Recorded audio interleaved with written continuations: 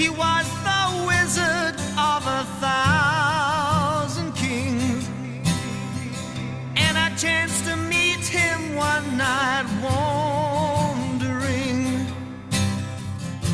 He told me tales and he drank my wine.